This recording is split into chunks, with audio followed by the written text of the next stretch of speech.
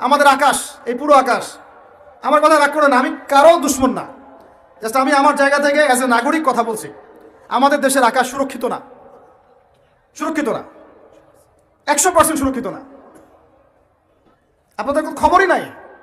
ও শত শত পারমাণবিক অস্ত্র তৈরি করে রেখে দিয়েছে, বাংকার তৈরি করা আছে, বাংকার, যে অচিরেই যদি সারা বিশ্ব জুড়ে একটা তৃতীয় বিশ্বযুদ্ধ লেগে যায় এবং পারমাণবিক অস্ত্র প্রয়োগ করা শুরু হয়, ও যেন বাংকারের নিচে, মাটির নিচে 100 ফিট, 200 ফিট, 300 ফিট, 500 ফিট নিচে গিয়ে লুকাতে পারে। কি একটা অবস্থা! আমরা পরে আসি এখনো কলা নিয়ে। কলা মানে রাস্তাঘাটে আমরা বের হবো হনুমানের মূর্তি নিয়ে, বানরের মূর্তি নিয়ে, দেখেন নাই, সাপ নিয়ে, ব্যাঙ নিয়ে, পেঁচা নিয়ে। এগুলো হচ্ছে আমাদের সায়েন্স অ্যান্ড টেকনোলজি, প্রযুক্তির অগ্রগতি, তাই না ভাই?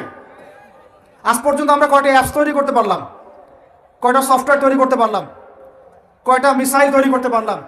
মুসলমানদের উপর যদি, বাংলাদেশের মুসলমানদের যদি আল্লাহ না করুক কখনো কোনো সমস্যা আসে, বাংলার মুসলমানরা যাবে কোথায়? চতুর্দিক থেকে বেষ্টিত আছে। এখন আমাদের উপর যদি আল্লাহ না করুক কোনো সমস্যা আসে, আমরা যাব কোথায়? এই জন্যই আমাদের উচিত 5টা ডিপার্টমেন্টে শক্তিশালী হওয়া। কয়টা ভাই? এই নসিহতটুকু আমাদের ঊর্ধ্বতন কর্তৃপক্ষের কাছে আমি হাত জোর করে করতেছি, একবার হাত জোর করে। 5টা ডিপার্টমেন্টে এই দেশটাকে শক্তিশালী করতে হবে। আপনাদের সবার বাসায় এই কিতাবটা আছে না? নাম কি?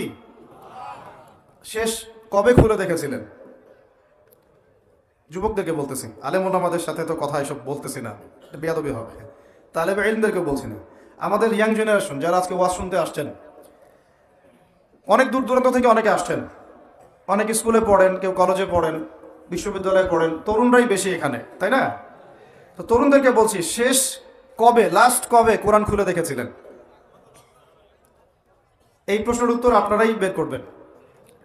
হ্যাঁ, লাস্ট রমজানে না, আমি জানি, কিন্তু আমি কাউকে আঘাত করতে চাচ্ছি না। আপনারা নিজেরাই চিন্তা করবেন লাস্ট কবে আপনি কোরআন খুলে দেখেছেন। দ্বিতীয় প্রশ্ন, কত মিনিট আগে, লাস্ট কত মিনিট আগে আপনি হোয়াটসঅ্যাপ চেক করেছেন, টেলিগ্রাম চেক করেছেন, মেসেঞ্জার চেক করেছেন, আর ফেসবুকে ঢুকেছেন? লাস্ট কত মিনিট আগে বলেন, অনেস্টলি বলেন। 10 মিনিট, আধা ঘন্টা, 1 ঘন্টা, বা এই ওয়াজে আসার আগেও, বা এখনো অনেকে হয়তো ঢুকে বসে আছেন। এই তো, এই অবস্থা যদি এই জাতির হয়, এবার শক্ত কথাটা শুনেন, এই অবস্থা যদি এই তরুণ প্রজন্মের হয়, আল্লাহর কসম, আল্লাহর কসম করে বলতেছে, আল্লাহর কসম, আমরা আল্লাহকে চিনি, এই প্রজন্মের হাতে আল্লাহ পাক বাইতুল মুকাদ্দাসের বিজয় দিবেন না। আপনারা 1000 মাহফিল করেন, কিচ্ছু করতে পারবেন না, কিচ্ছু করতে পারবেন না আপনারা।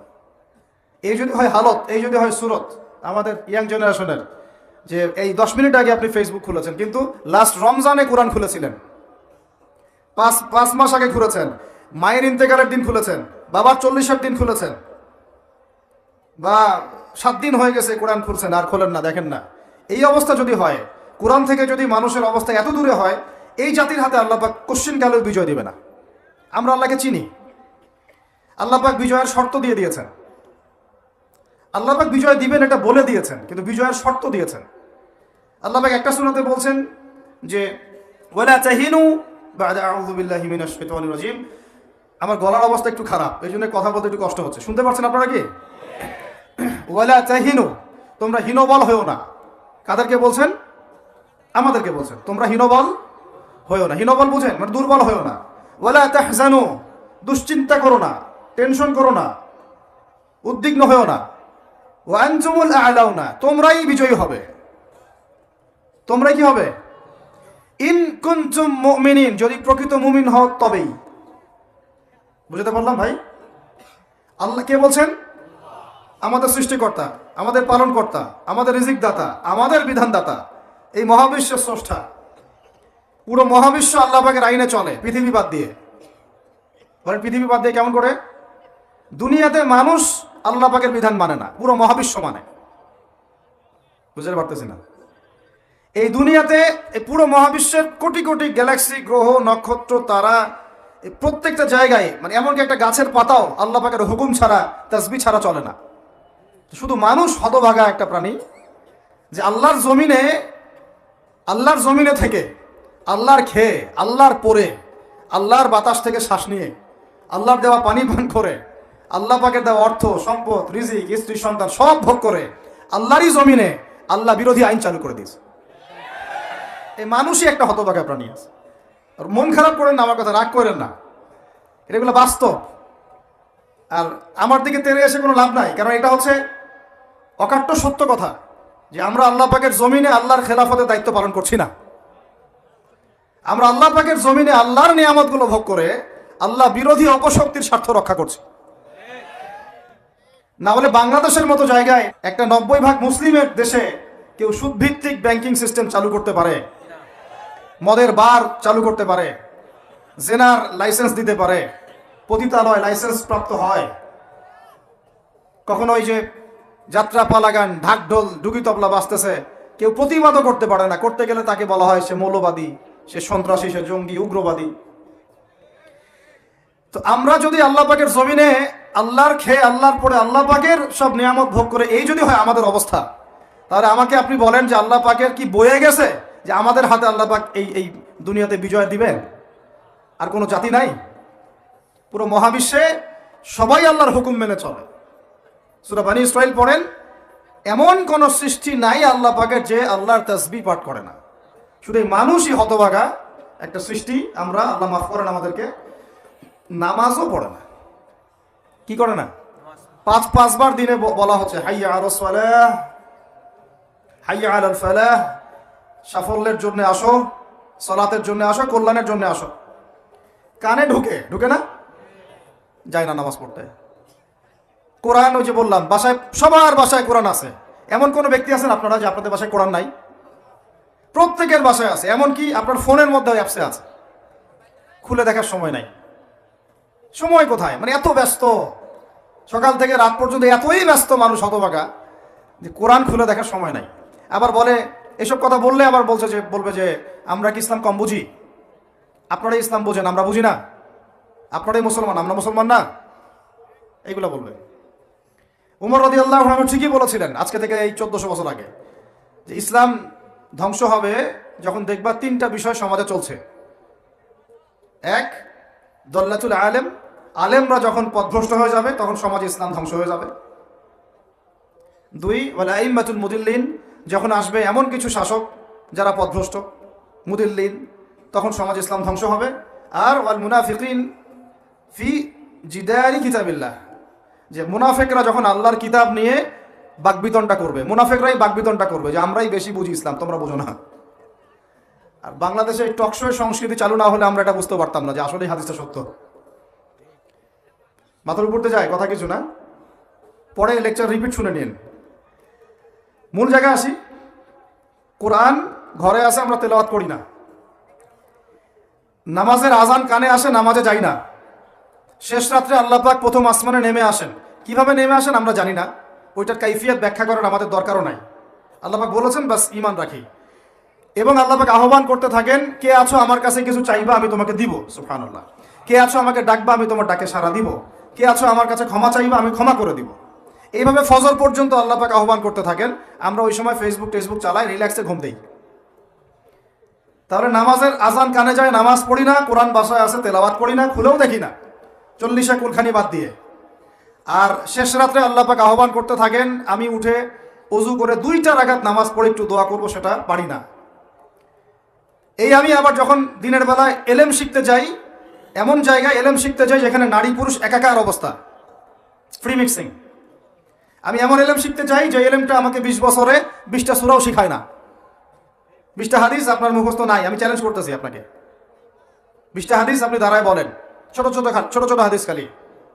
যেমন আমিরুল মুমিনিন উমর ইবনে খাত্তাব রাদিয়াল্লাহু আনহু قال قال رسول الله صلى الله عليه وسلم انما الاعمال بالنيات وانما لكل امرئ ما نوى فمن كانت هجرته الى الله ورسوله فهجرته الى الله ورسوله ومن كانت هجرته الى الدنيا يصيبها او امرأة কি ইয়াতাজাওয়াজুহা ফাহিজরাতুহু ইলা মা হাজারা ইলাই। এরকম ছোট্ট আপনি আমাকে 20টা হাদিস শোনান, যারা 20 বছর পড়াশোনা করেছেন জেনারেল লাইনে, দাঁড়ান দেখি কার সাহস আছে। এই হচ্ছে আপনাদের শিক্ষার অবস্থা। তারপরে আপনি আবার যখন চাকরি ক্ষেত্রে যান, ঘুষ ছাড়া আপনার চাকরি হচ্ছে না। এই হলো অর্থনৈতিক জীবনের অবস্থা। আবার চাকরি ব্যবসা বাণিজ্য যাই করছেন এর মধ্যে ম্যান্ডেটরি মাস্ট বি সুদ আছে। কি আছে? এই মাপে কম দেওয়া তো আছেই, অন্যের সম্পদ আত্মসাৎ তো আছেই, পণ্যে ভেজাল দেওয়া তো আছেই, তারপরে সিন্ডিকেট তো আছেই, যেটার দাম এখন এই রজবের আজকে কয় তারিখ? রজবের 14-15 হবে না? তো এই রজবের 14-15-তে যে পণ্যের দাম 200 টাকা, 1.5 মাস পরেই সে পণ্যের দাম হবে 400 টাকা। এই হলো অর্থনৈতিক জীবনের অবস্থা। আর সুদের সাথে সম্পৃক্ত না হলেও তো আমাদের ঘুম হচ্ছে না। বাংলাদেশের 64,000 গ্রাম বাংলা বলি না আমরা, 64,000 গ্রাম বাংলায় একাধিক সুদী এনজিও আছে, সবাই সুদী কারবার করতেছে। আমাদের মা বোনরা ওখানে সমিতিতে নাম লিখাচ্ছে, আমরাও নাম লিখাইছি অনেকে। কিস্তি শোধ করতে হচ্ছে, জমি বন্ধক রাখো, বাছুর বন্ধক রাখো, গরু বন্ধক রাখো। শেষমেশ ধনীরা ধনী হচ্ছে, গরিবরা গরিব হচ্ছে। কারণ আল্লাহ পাক এই কিতাবের মধ্যেই বলেছেন, সূরা বাকারার শেষের দিকে আছে যে ইয়া আইয়ুহাল্লাযীনা আমানু, হে মুমিনগণ, ইত্তাকুল্লাহ, আল্লাহকে ভয় করো, ওয়া যারু মা বাকিয়া মিনার রিবা, সুদ ছেড়ে দাও, ইন কুনতুম মুমিনিন, যদি মুমিন হয়ে থাকো, ওয়া ইল্লাম তাফআলু, সুদ যদি না ছাড়ো, ফাআযানু বিহারবিন মিনাল্লাহি ওয়া রাসূলিহি, আল্লাহ এবং তার রাসূলের সাথে যুদ্ধের ঘোষণা শুনে নাও। আয়াত বুঝলেন? আয়াতটা কি বুঝলেন? আল্লাহ পাক বলছেন যারা সুদ খায় বা সুদ না ছাড়ে এরা আল্লাহ এবং তার রাসূল মুহাম্মদ সাল্লাল্লাহু আলাইহি ওয়াসাল্লামের বিরুদ্ধে অস্ত্র নিয়ে দাঁড়ায় আছে। তো আপনার আমার কল্যাণ হবে না ভাই? দুনিয়ায় পরকালে কল্যাণ হবে না? আমরা হাউজে কাউসারের পানি তো পাবো ইনশাআল্লাহ, আমরা কবরের উত্তর তো দিতে পারবো ইনশাআল্লাহ। আমাদের জন্য নবী সাল্লাল্লাহু আলাইহি ওয়াসাল্লাম সুপারিশ তো করবেন ইনশাআল্লাহ, সুপারিশ তো নবীজি করবেন, এটা ঠিক আছে, এটা তো ঠিক আছে। কিন্তু কোরআনে যে আল্লাহ পাক বললেন যে সুদ যদি তোমরা না ছাড়ো তাহলে জেনে রেখো তোমরা আল্লাহ এবং তার রাসূলের বিরুদ্ধে যুদ্ধ করতেছো। তো এখন এটা আমরা কিভাবে আল্লাহ পাককে বুঝ দিব? দুনিয়াতে না বুঝ দিলাম, দুনিয়াতে হয়তো কারো ক্ষমতা আছে, জবানটা বন্ধ করে দিল, এই কথা বলতে পারবেন না, চুপ একদম, সম্ভব কিনা? দুনিয়াতে হয়তো সুদের মহাজন যারা একত্রিত হয়ে দেখা গেল যে একে তো সরাইতে হবে রাস্তা থেকে, এ তো মারাত্মক কথা বলতেছে, সরাই না হয় দিল, হতেও তো পারে, ইতিহাসে হয় নাই এমন। তারপরে কারো হয়তো দুনিয়াবি স্বার্থ আছে, বুঝাচ্ছে আমার বউ আছে, বাচ্চা আছে, চাকরি বাকরি কেমনে ছাড়ি ইত্যাদি। তো সব না হয় বুঝলাম, আল্লাহ পাকের সামনে আপনি এখন কি বুঝটা দিবেন? রাসূলের সামনে দাঁড়ায় কি বুঝটা দিবেন? দিতে হবে কি না জবাবটা? আজ হোক আর কাল হোক দিতে হবে কি না? পরকালে যেতে হবে তো নাকি?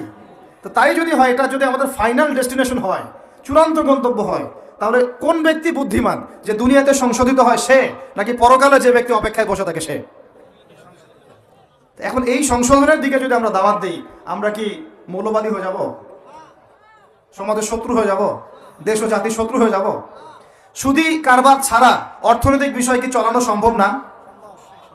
হ্যাঁ, যখন এই সুদী ব্যাংকিং সিস্টেম, ওয়ার্ল্ড ব্যাংকেরটা তো 1995-এর দিকে আসছে, তারও আগে ছিল ওই যে ব্রিটেনের দি ব্যাংক অফ ব্রিটেন, যেটা প্রথমে ছিল, প্রথমের দিকে আর কি। ও সারা বিশ্বকে শাসন করতো এক সময়, তার আগে করেছে জার্মানি, তারপরেও আসছে ও, এই পশ্চিমাদের দৌরত্ব ফরাসি বিপ্লবের পরে। তো ওয়ার্ল্ড ব্যাংক আসছে 1995-এর দিকে, 45-এর পরে। এর আগে মুসলমানরা বিশ্ব শাসন করে নাই, 4 খলিফা করেন নাই, উমাইয়ারা, আব্বাসীয়রা, ফাতেমেরা, মুঘলরা, তুর্কিরা, ওসমানীয়রা, তারা কি বিশ্ব শাসন করে নাই?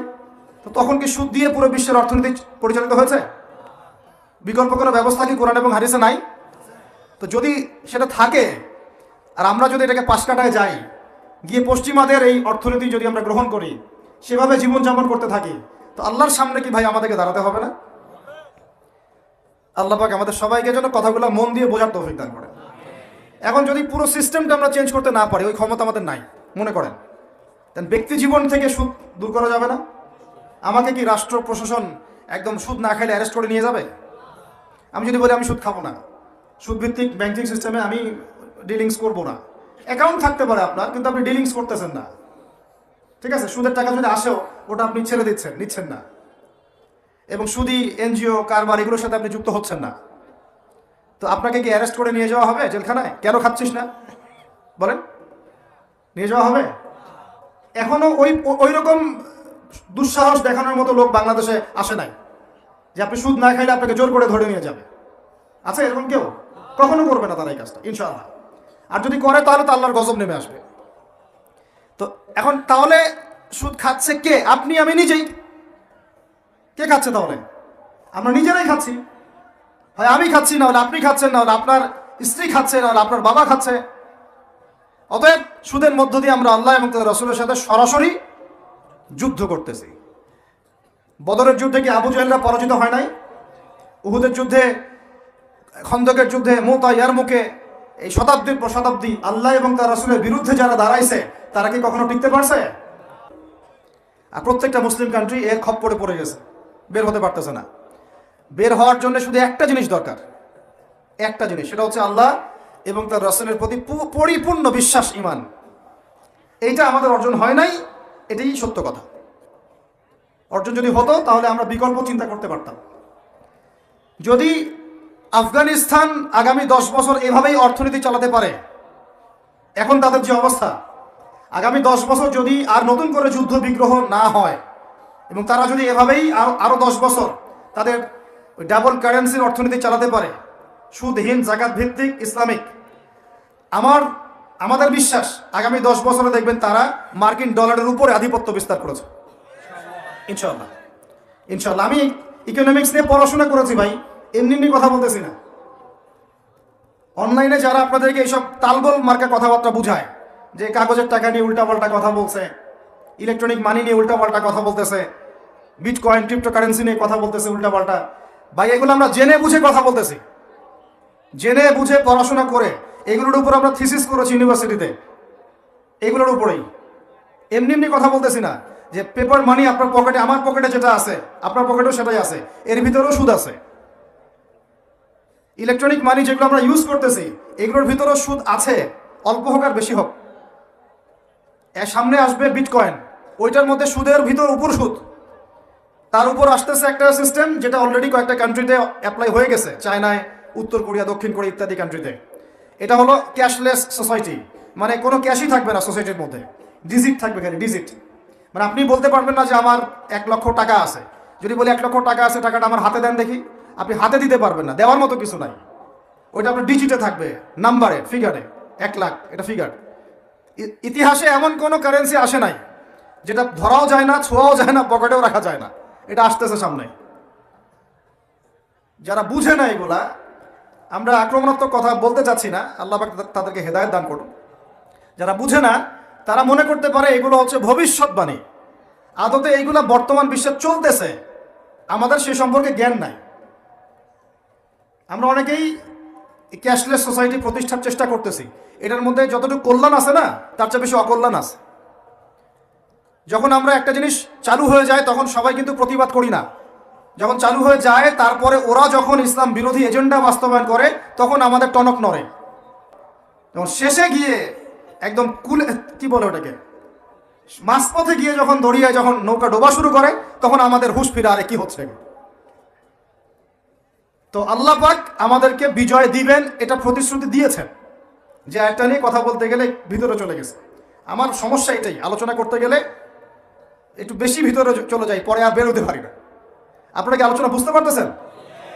আল্লাহ পাক আমাদেরকে প্রতিশ্রুতি দিয়েছেন যে তোমরা দুশ্চিন্তাগ্রস্ত হয়েও না, তোমরা টেনশন করো না, ভয় পেও না, হীনবল হয়েও না, আনতুমুল আ'লাউনা, তোমরাই বিজয়ী হবে এই দুনিয়াতে এবং আখিরাতে, তোমরাই বিজয়ী হবে ইন কুনতুম মুমিনিন, যদি প্রকৃতপক্ষে মুমিন হয়ে থাকো। আমাকে বলেন, যারা আজান শুনেও নামাজে যায় না এরা কি মুমিন? বলেন। আপনি মনে করছেন আমি জুমার নামাজ তো পড়ি, ঈদের নামাজ তো পড়ি। এমনও হতভাগা মানুষ আছে পৃথিবীতে যাদের নামাজ প্রথমবার তারা নামাজ পড়ে জানাজার নামাজ, আছে না ভাই? আল্লাহ পাক আমাদের সবাইকে 5 ওয়াক্ত নামাজি হওয়ার তৌফিক দান করেন, এবং কাজা নামাজ অনেকের আছে, আল্লাহ পাক সেগুলো আদায় করার তৌফিক দান করেন।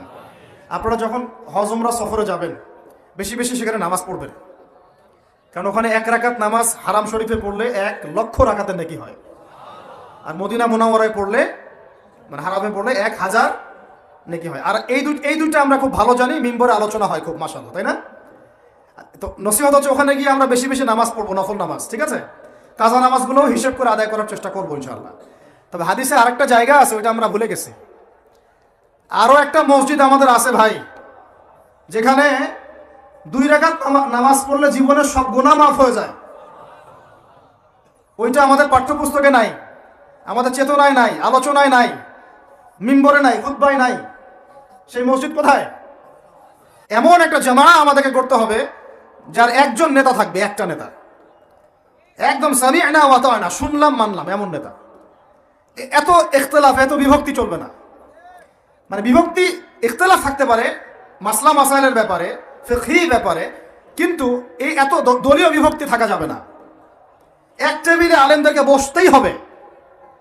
আলেমরা যদি এক টেবিলে না বসে ঐক্যের দৃষ্টান্ত স্থাপন না করতে পারে, জনগণ ঐক্যবদ্ধ হতে পারবে না। বাংলাদেশের সবচেয়ে বেশি দরকার এখন ওলামায়ে কেরামের ঐক্য। আমরা যারা ছোটরা আছি, আমাদের মূল কাজ এখন এইটাই, আমরা এটাই ফিকির করি কিভাবে আলেমদেরকে একটা জায়গায় বসানো যায়। আলেমরা যদি ঐক্যবদ্ধ হতে পারেন, জনগণ একদিকে ফোকাস করে চলতে পারবে ইনশাআল্লাহ। এবং তাদের মধ্যে যদি একজন আমির নিযুক্ত করা হয় এবং তার কথা যদি আমরা সুরাভিত্তিক মেনে চলি, ইনশাআল্লাহ বাংলাদেশ কেন, পুরা বিশ্বে দিন কায়েম করা সম্ভব। আমরা এই দিক থেকে আমরা মোটামুটি 20-30 বছর পিছায় আছি এখনো। বুঝতে পারছেন না আমার কথা? এই দিক থেকে দেখেন, আল্লাহ নবী সাল্লাল্লাহু আলাইহি ওয়াসাল্লাম মক্কাতেও সাহাবীদের মধ্যে কখনো বিভক্তি হতে দেন নাই। একজন নেতা, তার আন্ডারে সব সাহাবীরা বায়াত করে আছেন হাতে হাত রেখে, ব্যাস যা বলবেন তাই। ডানে যাইতে বলে ডাইনে, বামে যাইতে বলে বামে। মার খাচ্ছেন, যদি নবীজি বলেন হিজরত করে চলে যাও, হিজরত করে চলে গেল আবিসিনিয়ায়, তাই না? আর যদি নবীজি বলেন সবর করো, সাবরান আলা ইয়াসির ফাইন্নামা ওয়াইদাকুমুল জান্নাহ, সবর করো তোমাদের জন্য জান্নাত, সবর করতেছেন, মার খাচ্ছেন, তাও কোনো কথা বলতেছেন না। এইরকম সামি'না ওয়া আতা'নার জেনারেশন না থাকলে দিন কায়েম হয় না, যেটা আমাদের বিগত 50 বছর আমরা করতে পারি নাই। এটাই সত্য কথা। এটা করার জন্য সবার আগে আমাদের মনের হিংসা দূর করতে হবে। কি দূর করতে হবে? মনের হিংসা দূর করতে হবে, মনের অহংকার দূর করতে হবে, নিজেকে ছোট মনে করা শিখতে হবে। আমি ছোট মানুষ, বড়রা যে দায়িত্ব দিবেন সেটা পালন করব। আলেম ওলামার সহমতে থাকবো, তাদের পরামর্শ চলবো, আমাকে যেভাবে গাইড করেন সেভাবে চলবো, যখন যে দায়িত্ব আসবে সেটা পালন করব। চিন্তা এরকম না থাকলে আপনি চলতে পারবেন না, বিদ্রোহী হয়ে যাবেন তখন। বেয়াদবি, এই যে প্রথমে একটা কথা বলছি, বেয়াদবি। আমরা অনেকেই বড় বড় বরেণ্য আলেমদের সাথে বেয়াদবি করছি, তাদের বাণিজ্য হানি করছি। অনলাইনে লাইভে চলে আসলাম, একটা কথা বলে দিলাম, পোস্ট দিয়ে দিলাম, ভাবছি আমি ইসলামের বড় উপকার করে ফেললাম। আদতে আমি বিশৃঙ্খল একটা অবস্থা ছিল, আরো বিশৃঙ্খলতা বাড়ালাম। আমি কাছাকাছি তো আনতেই পারলাম না। কিছু মানুষের কাজ দেখলে মনে হচ্ছে যে তাদের একটাই কাজ। কি একটাই কাজ? অনলাইনে একটা একটা করে আলেম, একটা একটা করে বক্তা, একটা একটা করে দায়ীর নাম ধরে ধরে সমালোচনা করা। এটা করে আপনি দিনের কি উপকারটা করতেছেন? এই কাজগুলো করে আপনি দিনের কোন জায়গায় খেদমতটা করতেছেন বলেন? এতে করে মানুষের দিন সম্পর্কে, সেই আলেম সম্পর্কে, সেই বক্তা সম্পর্কে, সেই ওস্তাদ সম্পর্কে, সেই ইসলামী দল সম্পর্কে কি ভালো ধারণা সৃষ্টি হচ্ছে না খারাপ? আমরা যদি প্রশ্ন করি যে আপনি নিজের চেহারাটা একটু আয়নায় দেখেন না, আপনার ভিতরে কি কোনো দোষ নাই? আপনি কি এই উম্মার নেতৃত্ব দেওয়ার যোগ্যতা অর্জন করেছেন? কতগুলো কিতাব পড়েছেন? কি ডিগ্রি অর্জন করেছেন? কতটুকু সার্টিফিকেট অর্জন করেছেন? কতটুকু তাসকিয়া অর্জন করেছেন? কতটুকু আপনি নূর অর্জন করতে পারলেন? কতটুকু বাসিরা আছে আপনার? কয়টা মসজিদ করেছেন? কয়টা মাদ্রাসা করেছেন? কয়টা ইসলামিক সংগঠন করলেন?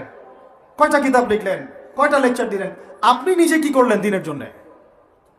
এই চিন্তাটা করা দরকার নাই যে আমি নিজে কি করলাম দিনের জন্য, ও কি করলো, ওর কি খেদমত, ওর কি দোষ, ওর কি ত্রুটি, এইগুলোর চর্চা আমরা ব্যস্ত হয়ে আছি এখন। এই একটা কারণে আমাদের ওলামায়ে কেরামদের মধ্যে ঐক্য হচ্ছে না, দুর্ভাগ্যজনকভাবে। কারণ আমরা একটা শ্রেণী আলেমদের ইজ্জত ধোয়ার পিছনে লেগে গেছি। আর একজন আলেম না একটা ভুল করছে, ভাই আলেম মানুষ তো, কেন বেয়াদবি করতে হবে আপনাকে? কেন আপনাকে একটা সেশন করতে হবে? কেন একটা এটা করতে হবে, সেটা করতে হবে? চুপ করে থাকেন আপনি। পারলে তার সাথে আপনি পার্সোনালি দেখা করেন, তার কাছে যান, তার কথার পিছনের কারণটা খুঁজে বের করার চেষ্টা করেন। ইসলামের খেদমত এগুলো হচ্ছে না, তো ওইদিকে যেতে চাচ্ছি না। একটা রিকোয়েস্ট করবো আপনাদেরকে যে আমরা সবাই একটা দায়িত্ব কাঁধে নেই, যে এই উম্মতকে বিজয়ী করার জন্য আমারও কিছু দায়িত্ব আছে। আপনার দায়িত্ব নেই ভাই? এখন আপনি আয়নার সামনে আজকে রাত্রে দাঁড়ায় অনেস্টলি সততার সাথে দাঁড়াবেন, দাঁড়ায় আপনার চেহারা আয়নায় দেখবেন, দেখে চিন্তা করবেন যে আসলে আমি আজ পর্যন্ত এই উম্মাকে কি দিয়েছি। বলেন তো কি বললাম ভাই? আয়নার সামনে দাঁড়ায় কি বলবেন? আমি আদনান, আমি আব্দুর রহমান, আমি আব্দুর রহিম, আমি অমুক, আমি তমুক, আমি ইসলামকে, উম্মাকে, আল্লাহকে, রাসূলকে কি দিয়েছি এই পর্যন্ত। যদি আপনার মনের মধ্যে সততা থাকে, জবাব ওই আয়নার তসবির আপনাকে দিয়ে দিবে।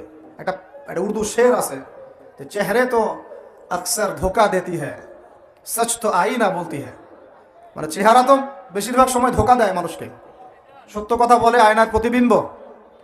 তো আল্লাহর ওয়াস্তে নিজের আত্মসমালোচনা করি, আমরা উম্মাকে কি দিলাম এটার ফিকির করি। এখন যদি উত্তর আসে যে আমি অনেক দিয়েছি উম্মাকে, আমি একদম কামেল হয়ে গেছি, তাহলে বুঝবেন আপনার মধ্যে ইবলিসের চরিত্র আসছে। ইবলিসই বলতে পারে যে আমি সবার চেয়ে শ্রেষ্ঠ। ওই যে বলে নাই, আনা খায়রুম মিনহু, আমি আদমের চেয়ে শ্রেষ্ঠ। খলাকতানি মিন নার, আমাকে আগুন দিয়ে সৃষ্টি করেছেন।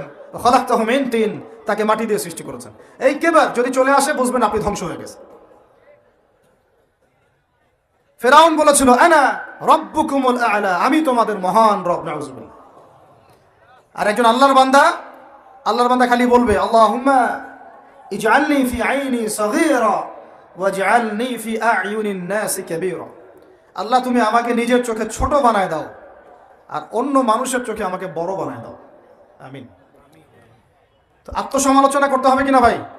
এখন যদি আমার উত্তর আসে যে না আমি তো আসলে ভাই কিছু করতে পারি নাই, এই টুকটাক কিছু লেকচার দিয়েছি এতটুকুই, এখনো আমি উম্মাহকে ঐক্যবদ্ধ করতে পারি নাই, উলামায়ে কেরামকে এক জায়গায় আনতে পারি নাই, আমি এখনো কোনো ইসলামিক বড় কোনো অ্যাসোসিয়েশন ফর্ম করতে পারলাম না, এখন পর্যন্ত আমি 100টা কিতাব লিখতে পারি নাই, এখনো আমি ইফতা দেওয়ার মতো বা মুফতি হওয়ার মতো যোগ্যতা অর্জন করিনি, এখনো আমার কোরআনের কত জ্ঞান শেখা বাকি, কত আলেমের সহবতের থেকে নূর নেওয়া বাকি, এখনো কত দূর যাওয়া বাকি। এই চিন্তাগুলো যদি মনের মধ্যে আসে তখন দেখবেন রাতে আপনার ঘুম হারাম হয়ে গেছে। তখন আপনার প্রচেষ্টা চলবে ইনশাল্লাহ কিভাবে এগুলো আপনি অর্জন করতে পারবেন। ওই গুটি কয়েক মানুষকে দিয়ে দিন কায়েম হবে ইনশাল্লাহ। আমার কথায় রাগ করলেন নাকি? একটু মন খারাপ করলে আল্লাহ পাক ওই ওসিলায় যদি আপনাকে আবার দিনের দিকে নিয়ে আসেন, আমার লেকচার ওয়াজ করা সার্থক। একটু আঘাত পাইলে আমি খুশি হব। সরকার, প্রশাসন, আম জনগণ, আমাদের মা বোন, আপনারা, আমাদের পরের প্রজন্ম, কেউই আমাদের শত্রু না। আমাদের শত্রু বরং আমার বা আমাদের চেয়ে ভালো কোনো বন্ধুই নেই আপনাদের। আমার বা আমাদের চেয়ে ভালো কোনো বন্ধু নাই আপনাদের। যারা আছে এদের ব্যাপারে একটা স্টেটমেন্ট বলে দিই আমি, যে তুঝ জैसा दोस्त हो তো দুশ্মন কি কোই জরুরত নেই। ওইরকম বন্ধু যদি থাকে তাহলে দুশ্মনের কোনো দরকার হবে না। নিতে পারবেন তো? এই একটা নিতে পারবেন তো? আল্লাহ নেওয়ার তৌফিক দান করেন। কোরআনের কিছু আয়াত আছে সবাই নিতে পারে না। কোন কোন আয়াত আছে শুনলে মানুষ মনে করে যে কোরআন তো আমার জন্যই নাজিল হয়েছে, আর কোন কোন আয়াত আছে শুনলে মানুষ মনে করে এই আয়াতটা নাজিল করার কি দরকার ছিল। নাউযুবিল্লাহ। এখন এই যুগ চলতেছে, সব মানতে রাজি, কিসের পর্দা? পর্দার কি দরকার? সব মানি কোরআনের। যাকাত ভিত্তিক, কিসের যাকাত? যাকাত দেওয়ার কি দরকার? সব মানি, চোরের আবার হাত কাটতে হবে কেন? মানবতা বিরোধী কাজ। সব মানি কোরআনের। ব্যভিচার করলে রজম কেন করতে হবে? এটা তো বর্বর মধ্যযুগীয় আইন। কথা বুঝতে পারে না? কোরআনের সবাই নিতে পারে পারে না। কোরআনে 400 থেকে 450 জায়গায় আছে যে আল্লাহ রাব্বুল আলামিনের দ্বীন প্রতিষ্ঠার জন্য তোমরা দাওয়াতের পাশাপাশি জিহাদ করো। কি করো? ওই শব্দ নিতেই পারে না মানুষ। শুনলেই যারা ইসলামের বিরুদ্ধে আছে, সরাসরি বিরুদ্ধে আছে, ওরা তো এমনি নিতে পারেই না, এটা আলাদা বিষয়। যারা দাড়ি টুপিওয়ালা কালিমা পড়া কিছু মুসলমান আছে, মুনাফিক নামধারী মুসলমান, এরাও নিতে পারে না। আর এই কোরআন আল্লাহর কিতাবে আমাদেরকে বলেছেন, আল্লাহর কিতাবে আল্লাহ পাকই আমাদেরকে বলেছেন যে ওয়াইদু লাকুম মাস্তাতা'তুম মিন কুওয়া, তোমরা শক্তি অর্জন করো। কি অর্জন করো? তোমরা মুসলমানদেরকে আল্লাহ বলেছেন তোমরা শক্তি অর্জন করো। শক্তি অর্জন করলে কি হবে? তুরহিবুনা বিহি আদুওয়াল্লাহি ওয়া আদুওয়াকুম, তোমরা আল্লাহর দুশমন এবং তোমাদের দুশমনদেরকে ভয় দেখাতে পারবা। এই যুগে পারমাণবিক অস্ত্র ছাড়া কোনো রাষ্ট্রকে কেউ ভয় করে না। ভয় করে? ওই আয়াতের উপরে আমল মুসলমানরা আমরা করতে পারি নাই। বুঝাতে পারলাম না মনে হয়? বুঝাতে পারি নাই মনে হয়। এই আয়াতের উপরে আমরা আমল করতে পারিনি এখনো। আমল করেছে কারা? ও শত শত পারমাণবিক অস্ত্র তৈরি করে রেখে দিয়েছে। বাংকার তৈরি করা আছে, বাংকার, যে অচিরেই যদি সারা বিশ্ব জুড়ে একটা তৃতীয় বিশ্বযুদ্ধ লেগে যায়, এবং পারমাণবিক অস্ত্র প্রয়োগ করা শুরু হয়, ও যেন বাংকারের নিচে, মাটির নিচে 100 ফিট, 200 ফিট, 300 ফিট, 500 ফিট নিচে গিয়ে লুকাতে পারে। আর আমরা এখন কিসে পড়ে আছি জানেন? আলুর মধ্যে আল্লাহ নাম পাওয়া গেছে, গরুর কলিজায় কালিমা পাওয়া গেছে। আমরা এখানে পড়ে আছি ভাই, মন খারাপ করতেছেন নাকি? এই হলো আমাদের অবস্থা। কি একটা অবস্থা! আমরা পড়ে আছি এখনো কলা নিয়ে। কলা মানে রাস্তাঘাটে আমরা বের হবো হনুমানের মূর্তি নিয়ে, বানরের মূর্তি নিয়ে, দেখেন নাই? সাপ নিয়ে, ব্যাঙ নিয়ে, পেঁচা নিয়ে। এগুলো হচ্ছে আমাদের সায়েন্স অ্যান্ড টেকনোলজি, প্রযুক্তির অগ্রগতি, তাই না ভাই? আজ পর্যন্ত আমরা কয়টা অ্যাপস তৈরি করতে পারলাম, কয়টা সফটওয়্যার তৈরি করতে পারলাম, কয়টা মিসাইল তৈরি করতে পারলাম। আমাদের আকাশ, এই পুরো আকাশ, আমার কথা রাগ করেন, আমি কারো দুশ্মন না, জাস্ট আমি আমার জায়গা থেকে অ্যাজ এ নাগরিক কথা বলছি। আমাদের দেশের আকাশ সুরক্ষিত না, সুরক্ষিত না, 100% সুরক্ষিত না। আপনাদের কোনো খবরই নাই। আপনি মারবেন কোনো মিসাইল, ওর আয়রন ডোম রেডি করে রাখছে, আকাশেই আপনার মিসাইল ধ্বংস করে রেখে দিবে। যে কাজগুলো আমাদের করা দরকার, আল্লাহ পাক আমাদেরকে করতে বলছেন এই কিতাবের মধ্যে, যে তোমরা ওয়াইদ্দু লাকুম মাসতাতাতুম মিন কুওয়া, সাধ্যমতো শক্তি অর্জন করো তোমরা। কাদেরকে বলছেন? আমাদের হিন্দু ভাইদেরকে, খ্রিস্টানদেরকে, বৌদ্ধদেরকে। কিন্তু পুরো বিশ্বের হিন্দু ভাইরা, বৌদ্ধরা, ভাই বলছি আমি, আদম সন্তান তো তারা নাকি, ওই সেন্সে বলছি আর কি। হিন্দু সম্প্রদায়, বৌদ্ধ সম্প্রদায়, চাইনিজদের বৌদ্ধ সম্প্রদায়, রাশিয়ান, আমেরিকান, ন্যাটোদের খ্রিস্টান সম্প্রদায়, ওরা সবাই এই আয়াতের উপর আমল করে দেখিয়ে দিয়েছে। আর আমরা বললাম পড়ে আসি কিসে ভাই? ওই যে আমিনটা জোরে হবে, নাচতে হবে। হাতটা আমি এখানে বাঁধবো না, এখানে বাঁধবো না, এখানে বাঁধবো না, এখানে বাঁধবো। আর কিছু মানুষের ওয়াজের টপিক এইগুলা, ওয়াজের টপিক এইগুলা, মানে ইখতলাফি মাসআলাগুলোকে নিয়ে বাহাস করতে চায়। আরে ভাই, যেগুলাতে ইখতলাফ আছে মাসআলায়, সেগুলো নিয়ে তো বাহাস হয় না। এটা তো ইখতলাফি মাসআলা, ফিকহি ইখতলাফি মাসআলা। এটারও দলিল আছে, দেখা যাবে এটারও দলিল আছে। কোনোটার খুব বেশি শক্ত, কোনোটার একটু কম, কোনোটা একটু জয়ীফ, কোনোটা একটু জাল, বা কোনোটা হাসান, বা কোনোটা মোতাবাতির পর্যায়ে, এরকমই হবে হয়তো। আমরা পড়ে আছি এইখানে। তোমাদের চোখ খুলো, তোমরা তোমাদের আকলের দরজা খুলো। যুবক ভাইরা, তোমরা চোখ খুলো, কলমের দরজা খুলো। বড়রা আপনারা চোখ খুলেন। এদেরকে লাগিয়ে দেওয়া হয়েছে মুসলমানদের মধ্যে এই সিলি বিষয়গুলোকে নিয়ে দ্বন্দ্ব সৃষ্টি করার জন্য। এগুলো নিয়ে মসজিদ ভাগ করে ফেলতেছে, মাদ্রাসা ভাগ করে ফেলতেছে। ফরজ ঐক্য নষ্ট করে হলেও মুস্তাহাব প্রতিষ্ঠা করতে হবে। ফরজ ঐক্য নষ্ট করে হলেও মুস্তাহাব প্রতিষ্ঠা করতে যাচ্ছে। কি একটা অবস্থা বলেন! ইন্না লিল্লাহি ওয়া ইন্না ইলাইহি রাজিউন। যখন মানুষের ঐক্যবদ্ধ হওয়া উচিত, আমাদেরকে ওদের সাথে লড়াই না করে সমকক্ষ হওয়া দরকার। যে শক্তিতে, অর্থনীতিতে, সমর নীতিতে, সব দিক থেকে আমরা সমমানের, ওরা আমাদের দিকে চোখ রাখাতে পারবে না, এগুলো নিয়ে ভাবা দরকার। আমরা পড়ে আসি এখন এগুলো নিয়ে। এদিকে অর্থনীতিতে সুদ খাচ্ছি দিব্যি, আল্লাহর আইন একটাও বাস্তবায়ন করতে পারতেছি না আমরা। ঐক্য বিনষ্ট হয়ে যাচ্ছে। ওলামায়ে কেরামের সংখ্যা কম, এই চেয়ারে বসার মানুষদের সংখ্যা কম। আমাদেরকে এখন বসতে হয়, আমরা আল্লাহর কাছে কান্নাকাটি করি, যেটা কি হচ্ছে? আমি কি নিয়ামত পাচ্ছি না ফিতনায় পড়ে আছি? আমি কি আল্লাহ নিয়ামত প্রাপ্ত বান্দা না ফিতনায় নিপতিত হলাম? স্টেজ ভর্তি ওলামায়ে কেরাম বসে থাকেন, বড় বড় মুহাক্কিক আলেমরা। আমাকে কথা বলতে হচ্ছে, আমি নাদান নগণ্য বান্দা। তাহলে আমি কি ফিতনায় পড়ে আছি, না আল্লাহ পাক আমাকে নিয়ামত দিয়েছেন? এটাই ভাবতে কুলকিনাটা পাচ্ছি না আমরা। এই চেয়ারগুলোতে আপনাদেরকে বসতে হবে না? শুধু কি আলেম ওলামারাই দায়িত্ব পালন করবেন? আপনাদেরকে পড়াশোনা করতে হবে না? আলেম তৈরি করতে হবে না? শিক্ষা নিচ্ছেন, প্রথমে বললাম 20 বছর পড়তেছেন, কোরআনের বালাই নাই, হাদিসের বালাই নাই, নৈতিকতার বালাই নাই, মেয়েদের সাথে ফ্রি মিক্সিং, অ্যাফেয়ার্স, হারাম relation, PUBG, free fire, TikTok, এইগুলাই। তো এই জেনারেশনটাকে দিয়ে আমি কেমন করে দিন প্রতিষ্ঠার দিকে কথা বলতে পারি? আমার কথা রাগ করতেছে নাকি ভাই? আমি একটু কাঠখোট্টা মানুষ আর খোলামেলা কথা বলি, এটা আমার দোষ। তবে এই দোষটা নিয়ে আমি আল্লাহর পথে কাজ করতে চাই। কারণ সবসময় নরম নরম সুরের কথায় ওয়াজে কাজ হয় না। নরম নরম কথা বলার সময় শেষ হয়ে গেছে। এখন হকার বাতিল স্পষ্ট করতে হবে, তবে হিকমার সাথে, প্রজ্ঞার সাথে। যে আয়াতে আমাদেরকে আল্লাহ পাক আমল করতে বলেছেন, সেই আয়াতে আমল করতেছে এখন সারা বিশ্বের ইহুদি শক্তি, খ্রিস্টান শক্তি, অন্যান্য শক্তিরা। আমি যে বলছিলাম একটা আয়াত নিতে পারবেন না, ওইটা বলতে গিয়ে এদিকে আসছি। আল্লাহ পাক ওই সূরা মাইদার মধ্যেই বলেছেন, যুবকরা শুনেন, চোখ কান খুলেন, আর ছোটখাটো বিষয় নিয়ে তর্ক বন্ধ করে আল্লাহর কিতাব ধরেন। একা একা চলেন না আল্লাহর ওয়াস্তে। একা একা চলে এই ফেসবুক শরীফ আর ইউটিউব শরীফ থেকে ইসলাম শিখতে হবে না, আলেমের কাছে আসতেই হবে। এটা আমি জীবনে একটা পর্যায়ে একসময় বুঝি নাই, যদিও স্টার্টিংটা আমার ওলামায়ে কেরামের সোহবতে হয়েছিল, কিন্তু মাঝখানে আমরা এই যে দুনিয়ার, ওই যে আমি একটা লেকচারে বলেছি, অনলাইনে আসছে কিনা আমি জানি না, মানে আমার পুরো ফ্যামিলি তাদের একটাই স্বপ্ন, ছেলে হবে সচিব। কি হবে? সচিব। মানে আমাকে আলেম বানাবে, উম্মার কোনো সম্পদ বানাবে, এমন কোনো চিন্তা আমার বংশের কারো ছিল না। তোমরা তোমরা এত সুযোগ সুবিধা পাচ্ছ, অ্যাপস পাচ্ছ, বই পাচ্ছ, মসজিদ পাচ্ছ, আলেম পাচ্ছ, মাদ্রাসা পাচ্ছ। আল্লাহর কসম, আমাকে জীবনে কেউ একটা দিনের বইও কিনে দেয় নাই। আমার স্মৃতিতে নাই যে কেউ আমার ফ্যামিলির, আমার বংশের কেউ একটা কিতাব কিনে আমাকে দিয়েছে, দিয়ে বলেছে এগুলো পড়ে আলেম হও। আল্লাহর কসম করে বলতেছি, আপনারা এত ফ্যাসিলিটিস সামনে পাচ্ছেন, তারপরেও হেলায় খেলায় সময় নষ্ট করতেছেন।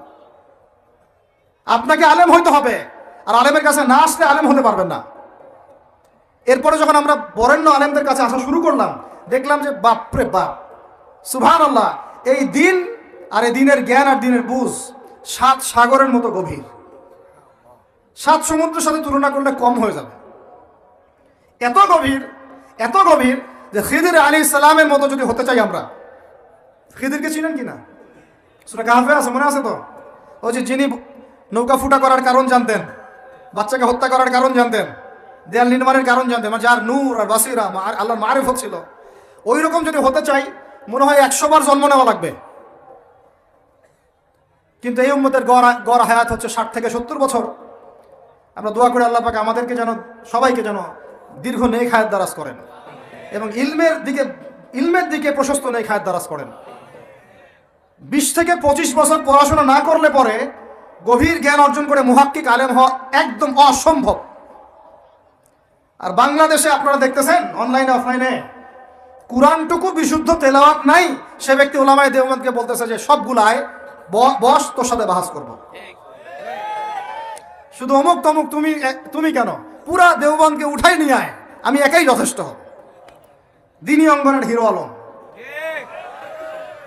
আমি ইনসাল্ট করতে চাচ্ছি না, কিন্তু কথাটা বলতে বাধ্য হলাম শেষমেশ। আমরা তো জানি যে এর গভীরতা কত গভীর। যে ব্যক্তি আল কোরআন বিশুদ্ধ করে তিলাওয়াতটুকু করা শিখে নাই, সে কিভাবে আল কোরআনের পেজ বাই পেজ অর্থগুলো উঠাতে পারবে? বুঝাতে পারি না। একটা পৃষ্ঠা খুললাম, বুঝাই, নাহলে বুঝবেন না। একটা পৃষ্ঠা খুললাম, 19 নাম্বার পৃষ্ঠা, যে আমার সামনে পড়ে আছে, ঠিক আছে? কত নাম্বার? আল কোরআনের প্রথম পারার 19 নম্বর পৃষ্ঠা। তো এখানে প্রথম পৃষ্ঠায় লেখা আছে, বিসমিল্লাহির রহমানির রহিম, ওয়া ক্বালাতিল ইয়াহুদু লাইসাতিন নাসারা আলা শাই, ওয়া ক্বালাতিন নাসারা লাইসাতিল ইয়াহুদু আলা শাই ওয়া হুম ইয়াতলুনাল কিতাব কাযালিকা ক্বালাল্লাযীনা লা ইয়া'লামুনা মিছলা কওলিহিম ফাল্লাহু ইয়াহকুমু বাইনাহুম ইয়াওমাল কিয়ামাতি ফীমা কানু ফীহি ইখতালিফুন। এটা হলো প্রথমে একটা তিলাওয়াত। আমি কিন্তু সুর দিয়ে তিলাওয়াত করি নাই, কোনো লেহানে পড়ি নাই, জাস্ট রিডিং পড়লাম। কি পড়লাম? রিডিং পড়লাম। রিডিং পড়ার এটা হচ্ছে প্রাইমারি। নুরানিতে মানুষ রিডিং পড়া শিখে। কোথায় শিখে? নুরানিতে। যখন যে মক্তবে আমরা বাচ্চাকে পাঠাই, তখন বাচ্চারা এভাবে রিডিং পড়া শিখে। ওরা আরো সুন্দর করে তেলাওয়াত করতে পারে, সুন্দর লেহানে তেলাওয়াত করতে পারে সুন্দর করে। এই তেলাওয়াতটা শেখার পরে মিনিমাম আরো 4 থেকে 5 বছর এই কোরআনের ব্যাকরণ শিখতে হয়। কি শিখতে হয়? যেমন মিজান, মুনশাইব, নাহু, হেদায়েতুন নাহু, এই টাইপের যে কিতাবগুলো আছে, কাফিয়া, এগুলো পড়ার পরে গিয়ে মানুষের একটা যোগ্যতা তৈরি হয় যে এইভাবে সে অনুবাদ করা শিখে। আমি র্যান্ডমলি একটা পৃষ্ঠা খুলেছি, এরকম যে কোনো পৃষ্ঠা আপনি খুলতে পারেন। এই যে একটা আয়াত তেলাওয়াত করার পরে ওয়ার্ড বাই ওয়ার্ড অনুবাদ করার ক্ষুদ্র যোগ্যতা, এটা খুব সামান্য যোগ্যতা। এইটা অর্জন করতে একটা মানুষের নুরানি, নাজেরা, হিফস, এই ডিপার্টমেন্টগুলো পার হয়ে আসার পরে মিনিমাম 5 বছর লাগবে। কত বছর?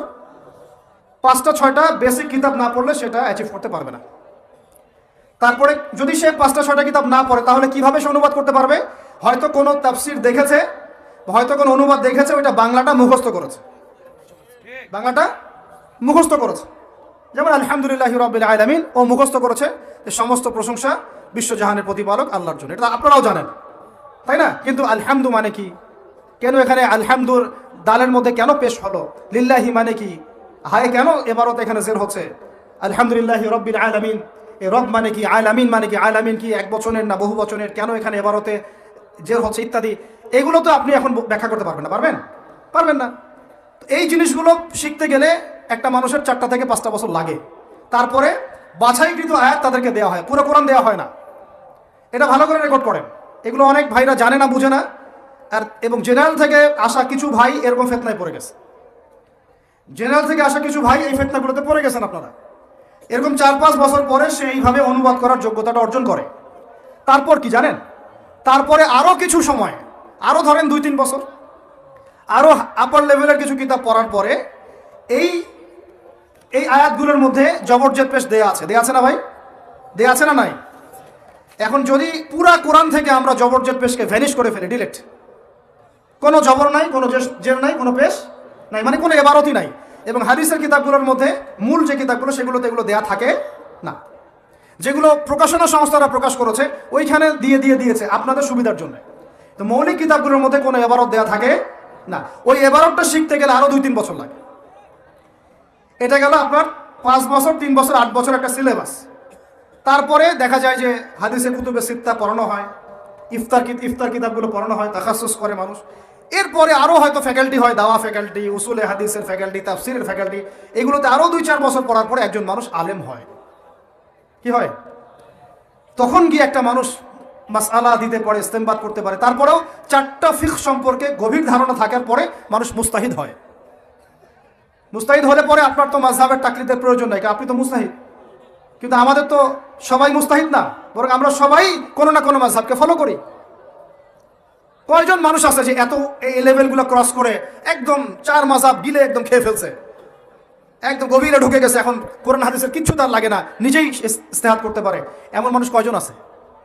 হাতে গোনা যাবে, তাই না? হাতে গোনা যাবে, থাকতে পারে কিন্তু হাতে গোনা যাবে। তারপরেও তারা কিন্তু তাকাব্বুরের মধ্যে থাকে না, তারপরেও তারা বলে না আমরা ইমামের রায় ফলো করছি, এই ইমামের মাযহাব ফলো করছি, এই ইমামের মানহাজটা ফলো করছি, তারা কিন্তু এই কথা বলে।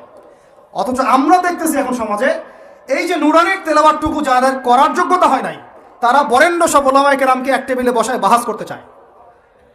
আর এরা হচ্ছে সমাজে এক শ্রেণীর মানুষের শায়েখ, এক শ্রেণীর মানুষ এদেরকে বলছে এরা নাকি গরিবের জাকির নায়েক। সুবহানাল্লাহ। ডক্টর জাকির নায়েককে দলিল হিসাবে পেশ করছে। কিরকম? ডক্টর জাকির নায়েকের তেলাওয়াত শুদ্ধ না। কেন শুদ্ধ না? কারণ তিনি, তার মুখে জড়তা আছে, তিনি পড়তে পারেন না। কি আছে মুখে? মুখের জড়তা আছে, তিনি হয়তো অন্য 8-10 জনের মতো সুন্দর করে তেলাওয়াত করতে পারেন না। আমি তো নিজে দেখা করছি তার সাথে, আমার চেয়ে কি সে বেশি, একজন ব্যক্তি সে বেশি জানবে যে দেখা করেননি কখনো? আমরা তো ইলমি মোজাকারা করেছি এগুলো নিয়ে। তিনি তেলাওয়াত করতে পারেন না বিশুদ্ধ করে, এটা তার মুখের জড়তার কারণে। কিন্তু আরবি ব্যাকরণ তিনি বুঝেন, আরবি ভাষা তিনি মোটামুটি অনেকটাই বুঝেন, কিভাবে একটা শব্দের সাথে একটা শব্দ, মানে এখানে বালাগাতটা কি, এখানে কিভাবে ব্যাকরণগত যোগসূত্র আছে, এটা তিনি বুঝেন, এবং ওয়ার্ড বাই ওয়ার্ড তিনি অনুবাদ করতে পারেন। তিনি এমন না যে তেলাওয়াত করা শিখেন নাই, বরং তিনি জড়তার কারণে তার তেলাওয়াতটা মুখে একটু আটকে যায়, এটা মুখের জড়তার কারণে। কিন্তু আরবি ভাষা এবং আরবি ব্যাকরণ সম্পর্কে তিনি মোটামুটি জ্ঞান রাখেন। এখন নিজের দোষ ত্রুটিকে ঢাকার জন্য ডক্টর জাকির নায়েককে সামনে দাঁড় করায় দিল। ডক্টর জাকির নায়েকও তো তেলাওয়াত করতে পারে না, আমি না পারলে কি সমস্যা? ডক্টর জাকির নায়েক তেলাওয়াত করতে পারে না তোমাকে কে বলছে? তিনি মুখের জড়তার কারণে কিছু কিছু উচ্চারণ তার ভুল হয়, জড়তার কারণে। কিন্তু আরবি ব্যাকরণ, আরবি এই ব্যাকরণের বিষয়গুলো, আরবি শব্দের সম্পর্কগুলো, অর্থগুলো কিভাবে করতে হয়, এগুলো মোটামুটি প্রায় 80-90% তিনি জানেন। তারপরেও ডক্টর জাকির নায়েক কি করেন? তার স্পেশালিটি হচ্ছে অমুসলিমদের সাথে ডিবেট করা। কাদের সাথে? অমুসলিমদের সাথে ডিবেট করে অমুসলিমদেরকে মুসলিম বানানো তার মিশন। তিনি তো কখনো ফিকহি মাসআলা নিয়ে ঝগড়া করেন নাই, তিনি তো কখনো বলেন না ওলামায়ে দেওবন্দকে সবাইকে ডেকে নিয়ে আসো, আমি তো তোমাদের সবার সাথে বাহাস করবো, বলছে? তাহলে এটা হচ্ছে শাক দিয়ে মাছ ঢাকলো। কোথায় জাকির নায়েক আর কোথায় জোকার নায়েক? হ্যাঁ, কোথায় কোথায় ডক্টর জাকির নায়েক আর কোথায় হচ্ছে হিরো আলম, দিনী অঙ্গনের হিরো আলম জোকার নায়েক? তো আল্লাহ পাক আমাদেরকে এই ফিতনাগুলো থেকে হেফাজত করেন। এরপরেও তার পিছনে সবসময় 10-20 জন আলেম থাকেন। একটা কথা বলার আগে তিনি 10 জন আলেমের সাথে পরামর্শ করে তারপর কথা বলেন। ফাজলামি, এগুলো হচ্ছে সমাজের মধ্যে ফিতনা সৃষ্টি করা। আল্লাহ পাকের, আল্লাহর ওয়াস্তে আপনারা কোরআন এবং হাদিস নিজেরা পড়বেন আলেম ওলামার সহবতে এসে। আমরা আপনাদেরকে কি করতে পারি? আমরা সর্বোচ্চ আপনাদেরকে পথ দেখাতে পারি এবং একটা দাওয়া দিতে পারি, মোটিভেশনাল দাওয়া বিষয়গুলো উপস্থাপন করা, ওয়ার্ল্ড অ্যাফেয়ার্স নিয়ে কথা বলা, জিও পলিটিক্স নিয়ে কথা বলা, ইকোনমিক্স নিয়ে কথা বলা। আমরা কিন্তু কখনো আপনাকে ফিকহি মাসালা নিয়ে কোনো ফতোয়া দিব না। এর ফতোয়া দেওয়ার যোগ্যতা আমাদের হয় নাই। আমাদের ওস্তাদরা বলেন এই ফতোয়া দেওয়ার যোগ্যতা অর্জন করতে এখনো হয়তো তোমাকে 8 বছর পড়াশোনা করতে হবে, মিনিমাম 8 বছর। তারপরে আর এখন দেখা যাচ্ছে মানুষ এতগুলো প্রশ্ন নিয়েও বসে যায়, সব ফতোয়া দিচ্ছে, ফতোয়া ফতোয়া ফতোয়া, এত সহজ। আবু হানিফা রাহিমাহুল্লাহ, তার কাছে যখন ফতোয়া জানতে চাওয়া হতো, প্রায়ই তিনি বলতেন, তিনি এবং তার ছাত্র ইমাম মুহাম্মদ, ইমাম আবু ইউসুফ, তারা প্রায়ই বলতেন আমি জানি না, আমি জানি না। আর আমাদের আচরণ এখন আমরা সব জানি, সব জানতা শমশের, যত প্রশ্ন আছে নিয়ে আসো আমার কাছে। আল্লাহ পাক আমাদের সবাইকে জ্ঞানের ক্ষেত্রে বিনয়ী হওয়ার তৌফিক দান করেন, আলেম ওলামার সহবতে গিয়ে দিন শেখার তৌফিক দান করেন, বিশুদ্ধ করে কোরআন তেলাওয়াতের তৌফিক দান করেন, কোরআনের ভাষা আরবি শেখার তৌফিক দান করেন, কোরআনের ব্যাকরণ শেখার তৌফিক দান করেন। আল্লাহ পাক ইবাদত করার যোগ্যতা অর্জনের তৌফিক দান করেন। আল্লাহ পাক উলামায়ে কেরামের সহবতে নূর, বাসিরা, মারিফত অর্জনের তৌফিক দান করেন এবং আমাদের সবাই মিলে আলেমদের মধ্যে ঐক্য প্রতিষ্ঠার তৌফিক দান করেন। অনেক লম্বা হয়ে যাচ্ছে ভাই, আমি ওই যে একটা বলতে যাচ্ছিলাম ওইটা বলে গোটাই নিচ্ছি, একটু অপেক্ষা কর, জাস্ট 10 মিনিট 15 মিনিট। মুসলমানদের উপর যদি, বাংলাদেশের মুসলমানদের যদি আল্লাহ না করুক কখনো কোনো সমস্যা আসে, বাংলার মুসলমানরা যাবে কোথায়? চতুর্দিক থেকে বেষ্টিত আছে। 2 শ্রেণীর মানুষ তোমাদের সাথে সবচেয়ে বেশি শত্রুতা রাখে। কে বলেছেন? আল্লাহ পাক, আল্লাহর কালাম সূরা মাইদা পড়ে দেখেন। কোন সূরা? মাইদা পড়ে দেখেন। এখন বুঝেন ওয়ার্ল্ড অ্যাফেয়ার্স কিভাবে ডিল হচ্ছে। কোরআন একদম জাজল্যমান, মনে হচ্ছে এখনই আয়াত নাযিল হলো। আর আমাদের উপর যদি আল্লাহ না করুক কোনো সমস্যা আসে, আমরা যাব কোথায়? এই জন্যই আমাদের উচিত 5টা ডিপার্টমেন্টে শক্তিশালী হওয়া। কয়টা ভাই? এই নসিহতটুকু আমাদের ঊর্ধ্বতন কর্তৃপক্ষের কাছে আমি হাত জোর করে করতেছি, একবার হাত জোর করে। 5টা ডিপার্টমেন্টে এই দেশটাকে শক্তিশালী করতে হবে। কয়টা ভাই? 1 নাম্বার শিক্ষা। 1 নাম্বার, প্রত্যেক মুসলমানকে কোরআন এবং সুন্নাহর শিক্ষায় শিক্ষিত করতে হবে। আমি অন্য ধর্ম নিয়ে কথা বলছি না, তারা তাদের মতো দিন পালন করে, লাকুম দীনুকুম ওয়ালিয়া দিন, লাকুম দীনুকুম ওয়ালিয়া দিন, তারা তাদের ধর্ম পালন করে করুক, আমাদের কোনো মাথা ব্যথা নাই। প্রত্যেক মুসলমানের বাচ্চাকে কোরআন সুন্নাহর শিক্ষায় শিক্ষিত করতে হবে এবং একই সাথে এই যুগকে চ্যালেঞ্জ করার জন্য যত সাবজেক্ট দরকার সব সাবজেক্ট আমাদেরকে শিখতে হবে ইনশাআল্লাহ। একমুখী শিক্ষা না, দ্বিমুখী শিক্ষার মেরুকরণ না, একদম দ্বিমুখী শিক্ষাকে একমুখী করে একটা কম্বাইন্ড এডুকেশন সিস্টেম চালু করতে হবে। যদি আপনারা না পারেন আমাকে দায়িত্ব দেন, আমাদেরকে বলেন যে ভাই বা ছোট ভাই, তোমাকে আমি 1 বছর সময় দিলাম, শিক্ষার বিষয়গুলো গোছায় দাও, বিনা পারিশ্রমিকে ইনশাল্লাহ করে দেব, কোনো সমস্যা নেই, 1 টাকাও দিতে হবে না। জাস্ট একটা চেয়ার টেবিল দেন, 100 জন আলেম দেন, 100 জন বুদ্ধিজীবী দেন, গড়ে দিব ইনশাআল্লাহ। প্লে গ্রুপ থেকে মাস্টার্স পর্যন্ত আমাদের ছেলেমেয়েরা এমন শিক্ষায় শিক্ষিত হবে, বরং আমার ছেলে পাইলটও হবে, বিমানও চালাবে, আমার ছেলে ইনশাআল্লাহ হাফেজে করানো হবে ইনশাআল্লাহ, আমার মেয়ে ডক্টরও হবে ইনশাআল্লাহ, আমার মেয়ে আয়েশা রাদিয়াল্লাহু আনহার মতো মুহাদ্দিসও হবে ইনশাআল্লাহ। আমাদের এক ভাই সে রাজনীতিবিদও হবে ইনশাআল্লাহ, জুমার খুতবাও দিতে পারবে ইনশাআল্লাহ। আল্লাহর কসম করে বলতেছি এমন শিক্ষা চালু করা সম্ভব, শুধু আপনারা যদি একটু সৎসাহস দেখান, একটু উদ্যোগ গ্রহণ করেন, আল্লাহ পাক বহুত আজর দিবেন আপনাদেরকে। আল্লাহ পাক এই ওসিলায় আপনাদের সব গুনাহ মাফ করে জান্নাতও দিতে পারেন। আল্লাহর রাস্তায় আল্লাহর দিকে ফিরে আসেন। আমি আপনাদের সবচেয়ে শ্রেষ্ঠ বন্ধু, আমাকে শত্রু মনে করেন না। ইউসুফ আলাইহিস সালাম এক পর্যায়ে বলেছিলেন যে আমি যোগ্য, আমাকে দায়িত্ব দেন। মনে আছে আপনাদের? যখন সমাজে দুর্ভিক্ষের স্বপ্ন দেখলেন রাজদরবারে গিয়ে তিনি বললেন যে দেখেন আপনার স্বপ্নটা এমনি স্বপ্ন না, 7 বছর এখানে ফসল ফলবে, 7 বছর দুর্ভিক্ষ হবে। যদি আপনি আমাকে দায়িত্ব দেন, আমি ইনশাল্লাহ এমন একটা অর্থ ব্যবস্থা প্রণয়ন করব যে ইনশাআল্লাহ এই দুর্ভিক্ষের কবল থেকে মানুষ বেঁচে যাবে। মানুষ বাঁচে নাই ওখানে। এখানে প্রমাণ হয় একটা জিনিস, যখন দায়িত্ব নেওয়ার যোগ্য কেউ দেখা যায় না, তখন যোগ্যদেরকে কথা বলতে হয়। যোগ্যদেরকে কি করতে হয়? কথা বলতে হয়। এখন দায়িত্ব দেখতেছেন না কাদের হাতে? একটা লোক, যে ব্যক্তি আল্লাহর অস্তিত্বেই বিশ্বাস করে না, সে কিতাব লিখতেছে, ওই কিতাব আমাদের সন্তান পড়তেছে। আমি নাম মেনশন করতে চাচ্ছি না। কিছু মানুষ যারা আল্লাহর অস্তিত্বেই বিশ্বাস করে না, তারা মনে করে মহাবিশ্ব সৃষ্টি হয়েছে বিগ ব্যাং থেকে, আল্লাহ সৃষ্টি করে নাই। ও ডিপার্টমেন্ট অফ হেড হয়ে বসে আছে ওখানে।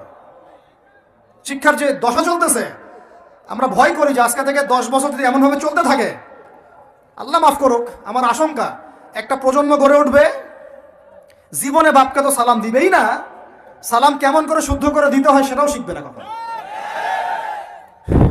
ওই দিন যদি আপনারা দেখতে না চান, এখনই ব্যবস্থা গ্রহণ করেন।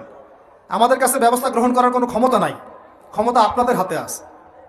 আপনারা যদি এই ক্ষমতাকে আল্লাহর দিকে, আল্লাহর সন্তুষ্টির জন্য ব্যবহার করেন, আল্লাহ আপনাদেরকে আরো বড় করবে ইনশাল্লাহ। যদি আল্লাহর জন্য এটা আপনার আল্লাহর জন্য ব্যবহার না করেন, এগুলোকে প্রশ্রয় দিতে থাকেন, বিশ্বাস করেন ভাই, ফেরাউন টিকতে পারে নাই, নমরুদ টিকতে পারে নাই, আদ জাতি টিকতে পারে নাই, সামুদ টিকতে পারে নাই, নুহের কওম টিকতে পারে নাই, কমে লুত টিকতে পারে নাই, কমে মাদিয়ান টিকতে পারে নাই, আসহাবুল আইকা টিকতে পারে নাই, মুসার কম বানু ইসরাইল টিকতে পারে নাই। আমরা কোন ক্ষেত কি মূলা, আমরা কোত্থেকে আসলাম? আমরা এগুলো চালাই যাবার আল্লাহ পাক আমাদেরকে একদম জান্নাতুল ফেরদৌস দিবেন এমনটা মনে করছেন? হাদিস কত চমৎকার, কত সুন্দর হাদিস। লাউ ইয়াহদি আল্লাহু বিকা রাজুলান ওয়াহিদান খায়রুল লাকা মিন হুমুরিন নাম। তোমার দ্বারা যদি একটা মানুষও আল্লাহর দিকে ফিরে আসে, আল্লাহওয়ালা হয়ে যায়, লাল উট কুরবানি করার চেয়ে বেশি নেকির কাজ। তোমার একটা দাওয়াতে যদি মানুষ আল্লাহর দিনের দিকে ফিরে আসে, ওই আমলকারী সব নেকি তুমি পাবা। যদি একজন সৎ নেতা দাঁড়ায় যায় বলে যে আমরা প্রাইমারি লেভেলেই ক্লাস 1 থেকে 5 পর্যন্ত যে সময়টুকু, এই সময়টুকুর মধ্যে আমাদের বাচ্চাদেরকে কোরআন তেলাওয়াত করা বাধ্যতামূলক করে দিলাম, সিলেবাস ভুক্ত করে দিলাম, ওই নেতার উপর আল্লাহ রহম করবে ইনশাআল্লাহ। সেই নেতা কোথায়, কে আছে সেই সাহসী নেতা? আমি আপনাদেরকে বলি যারা রাজনীতি করেন, কারণ আমার সাথে আপনাদের কোনো শত্রুতা নাই, আর আমি আপনার শত্রুও না, বরং বন্ধু। আপনারা যারা রাজনীতি করেন, এমন একটা নেতা খালি বের করে দেন, এমন একটা নেতা হয়ে যান খালি ওমরের মতো। আল্লাহ পাক তৌফিক দান করেন আপনাদেরকে, যে আপনারা যদি কোরআন শিক্ষাটাকে বাধ্যতামূলক করে দেন, নবীর হাদিস শিক্ষাগুলোকে বাধ্যতামূলক করে দেন, সিরাত নবীর জীবনী চর্চাগুলোকে বাধ্যতামূলক করেন উচ্চ মাধ্যমিক লেভেলে, দেখবেন এই ছেলেপেলেগুলো আর ওই ইয়াবাখোর হবে না ইনশাআল্লাহ। এরা ওই টিকটক, ফেসবুক আর পাবজি, ফ্রি ফায়ার নিয়ে পড়ে থাকবে না, এরা কিশোর গ্যাংয়ে যোগ দিবে না, এরা জেনা করবে না ইনশাআল্লাহ। এগুলো আপনি ঠেকাতে পারবেন না তো, জেনা ঠেকাতে পারবেন না এখন আপনি। এরা ফ্রি মিক্সিং এ চলে গেছে, সবার ফোনে ফোনে পর্ন দেখতেছে, ওরা বাচ্চাদেরকে ধরে ধরে রেপ করতেছে। এখন ছেলে মেয়ের আদমশুমারি যদি করতে পারেন, একটা কুমারিত্ব শুমারি করে দেখেন, 18 বছরের কম কত মেয়ের সতীত্ব নাই, 21 বছরের কম কত ছেলে সতীত্ব নাই, আপনি টেস্ট করে দেখতে পারবেন। এই হলো সমাজের অবস্থা। আল্লাহ রাব্বুল আলামিন আমাদের সবাইকে হেদায়েত দান করেন, অন্যায়ের প্রতিবাদ করার তৌফিক দান করেন। আমি আমাদের ঊর্ধ্বতন কর্তৃপক্ষকে বিনয়ের সাথে অনুরোধ করব, এইগুলোর পিছনে যারা এজেন্ডা বাস্তবায়ন করতেছে সবগুলোকে ধরে ভিতরে ঢুকাই দেন একেবারে। 7 দিন রিমান্ডে রাখেন, ঠিক হয়ে যাবে ইনশাআল্লাহ। তো এগুলো এখন যদি না থামাই, তাহলে কখন থামাবেন? ওই যে বললাম, সুদ যখন চালু হয়েছিল আমরা সবাই কিন্তু প্রতিবাদ করি নাই, এখন সবাই সুদখোর হয়ে যাচ্ছে দিন দিন। আমরা যে প্রত্যেকে অনেকে তাহাজ্জুদ পড়ি, পরে কান্নাকাটি করি, আল্লাহ দোয়া কবুল করো, এইটা করো সেটা করো, দেখেন দোয়ার বেশিরভাগই কবুল হয় না। কেন হবে? অর্থনৈতিক জীবনে তো সুদ খাচ্ছি, আমি ঘুষ খাচ্ছি, দুর্নীতি করতেছি, হারাম খাচ্ছি, পণ্যে ভেজাল দিচ্ছি। আল্লাহ পাক আমাদের সবার রিজিককে হালাল করার তৌফিক দান করে। আর লম্বা করি না ভাই, অনেক রাত হয়ে যাচ্ছে। যে একটা বলেছিলাম যে আমাদের ডানে বামে সব বেষ্টিত, আপনি কিন্তু কোথাও যেতে পারবেন না, এখানেই বাঁচতে হবে, এখানেই মরতে হবে। অতএব আমি 5টা কথা বলছি, 5টা ডিপার্টমেন্টে এই জাতিটাকে শক্তিশালী করতে হবে। আল্লাহ পাক তৌফিক দান করেন। 1 নাম্বার শিক্ষা। 1 নাম্বার কি ভাই? এমন কোন শিক্ষা? শুধু একমুখী না, দ্বিমুখী শিক্ষার সমন্বয়। কোনটা? কোরআন সুন্নাহও থাকবে, আবার জেনারেল শিক্ষাও থাকবে। আল্লাহ পাক তৌফিক এনায়েত করেন, আমিন। 2 নাম্বার অর্থনীতি। 2 নাম্বার কি? আমাদের অর্থনীতি এত শক্তিশালী করতে হবে যে আমাদেরকে যেন পশ্চিমাদের কাছে কখনো হাত পাততে না হয়। আমাদের কৃষি দিয়ে আমরা চলবো, আমাদের কৃষি দিয়ে আমরা চলবো ইনশাআল্লাহ। আমাদের যাকাত ভিত্তিক অর্থনীতি দিয়ে আমরা চলবো ইনশাআল্লাহ। আমাদের সত্যি এটা সোনার বাংলা, সত্যি সত্যি সোনার বাংলা। আমাদের জমিতে এমন কোনো ফসল নাই ফলে না, তাই না ভাই? কৃষকের কাছে যে ফসলটা ফলে রুট লেভেল থেকে, ওইটা বাজারে আসতে আসতে 10 গুণ দাম বৃদ্ধি হয়ে যায়, সিন্ডিকেট হয় মাঝখানে। এগুলো বন্ধ করলে আমাদের উৎপাদন খেয়ে আমরা শেষ করতে পারবো না। আমাদের যে পরিমাণ ইলিশ মাছ হয়, এটা আমরা খেয়ে শেষ করতে পারবো না। আমাদের সমুদ্রে যে পরিমাণ সম্পদ আছে না, এটা উঠাইলে আমাদের জাতির মাথা পিছু আরো বেড়ে যাবে। মাটির তলে গ্যাস আছে, আর যেখানে গ্যাস আছে তার মানে কি জানেন? তার মানে তার নিচে তেল আছে। আজকার কালো ঘন তেল পাওয়া যাবে। এক সময় কেনা বেচা হতো সোনা দিয়ে, কি দিয়ে? গোল্ড কয়েন দিয়ে, রূপার কয়েন দিয়ে। ওইটা দিয়ে নবী সাল্লাল্লাহু আলাইহি ওয়াসাল্লাম কেনা বেচা করতেন। ওইটার মান কিন্তু কখনো কমে যাবে না, যাবে? কখনো কমবে না। আসহাবুল কাহফ 309 বছর পর ঘুম থেকে উঠছে, ওইটা 309 বছর আগে পকেটে যে মুদ্রা ছিল ওইটা বের করে দিয়ে বলতেছে বাজারে গিয়ে খাবার নিয়ে আসো। বুঝেন নাই? আর আপনি আপনার এই যে 1000 টাকাকে পকেটে রেখে 309 বছর ঘুমান, ঘুম থেকে উঠে এটা বের করে দিয়ে বলেন খাবার নিয়ে আসো। ওই সময় 309 বছর আগে ওই 1000 টাকা দিয়ে যদি 1 কেজি গরুর মাংস পাওয়া যাইতো, 309 বছর পর বের করে দেখবেন ওই 1000 টাকা দিয়ে আপনি ডিম পাইতে পারেন, একটা বড় ধর একটা কি ডিম বা মুরগি পাইতে পারেন। এটাকে ইনফ্লেশন বলি আমরা, কি বলি? ইনফ্লেশন। তো যাই হোক, ওইদিকে যাচ্ছি না। আমি বলতে চাচ্ছিলাম অর্থনীতি এত সমৃদ্ধ করতে হবে যাতে করে আমরা ওদের কাছে হাত পাততে না হয়। এই জন্য আমার দেশের মধ্যে প্রচুর সম্পদ আছে, গ্যাস আছে, তেল আছে, আমাদের এখানে কিন্তু চুনা পাথর আছে, আমাদের এখানে সামুদ্রিক প্রচুর সম্পদ আছে। এবং ওইটা যদি ভালো করে থিসিস করা হয় দেখবেন ওখান থেকে আর অনেক কিছু বের হবে ইনশাআল্লাহ। হ্যাঁ, হ্যাঁ, মাশাআল্লাহ, ভেরি গুড। এটা বলতে চাচ্ছিলাম আমি, আমাদের সমুদ্রে ইউরেনিয়াম পাওয়া গিয়েছে। এই কেমিস্ট্রিতে কারা পড়েছেন? কেমিস্ট্রিতে কেউ পড়েন না এখানে? ইউরেনিয়ামের নাম শুনেন নাই? সবচেয়ে সেরা মূল্যবান ধাতুগুলোর একটা। এগুলো যদি সুষ্ঠুভাবে তোলা হয় আর যদি দুর্নীতি না থাকে, সরকারের সুষ্ঠু ব্যবস্থাপনা থাকে, সরকারের যেই থাক না কেন, বাংলাদেশ সমৃদ্ধ হবে ইনশাআল্লাহ। এরপরে আবার কৃষি আছে। আমাদের জমি মানে সোনা, যা ফলাবেন তাই ফলবে। এখানে যা ফলাবেন, সৌদি খেজুর পর্যন্ত চাষ হচ্ছে এখন এখানে। চিন্তা করা যায়। মাছ, আমাদের বলে না মাছে ভাতে বাঙালি, এই মাছ খেয়ে আমরা শেষ করতে পারতাম না। আমরা তো আমাদের শত্রু নিজেরাই। মাছকে আপনি ফরমালিন দিয়ে নষ্ট করছেন, খাদ্যে আপনি ভেজাল দিয়েছেন, বাজারে আপনি সিন্ডিকেট করে দাম বাড়াইছেন। আমাদের গার্মেন্টস শিল্প, যে পোশাকগুলো আমরা নির্মাণ করি, এগুলো আমাদের পরে শেষ করতে পারতাম না আমরা। এগুলো এখন বেশিরভাগই বাইরে যাচ্ছে। তো অনেক প্রবলেম। এই জিনিসটা এক কথায় উত্তর হচ্ছে, যদি আমরা অর্থনীতি সমৃদ্ধ করতে না পারি, আগামী বিশ্বকে আমরা চ্যালেঞ্জ করতে পারবো না। উপরে যে বা যারাই থাকেন তাদের সাথে আমাদের কোনো দ্বন্দ্ব নাই। আমাদের একটা আহ্বান, উদাত্ত আহ্বান, করজোর অনুরোধ, শিক্ষার সাথে সাথে অর্থনীতি সমৃদ্ধ করার চেষ্টা করতে হবে। এর পথে বাধা কি তাহলে? এর পথে বাধা হচ্ছে দুর্নীতি। বাধা কি বলেন? এই একটা অভিশাপ জাতির উপর থেকে না সরাতে পারলে এই সোনার বাংলা আমরা করতে পারবো না ভাই।